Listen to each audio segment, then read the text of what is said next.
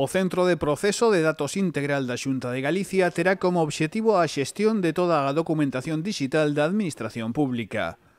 Para garantir a seguridade e a dispoñibilidade de servizo, o centro está dotado con varios sistemas que aseguran a continuidade do suministro eléctrico en caso de avaría.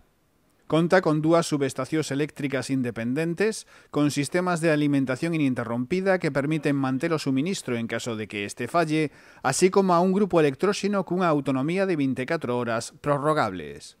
Se nun momento dado, por un fallo do distribuidor, non hai enerxía eléctrica, teremos outra vía alternativa para alimentar o centro de proceso de datos. O centro tamén conta cun sistema de climatización que se encarga de refrixerar a sala de servidores. A nivel de telecomunicacións, o centro tamén está completamente preparado para ter conectividade, incluso no caso de caída de varias liñas.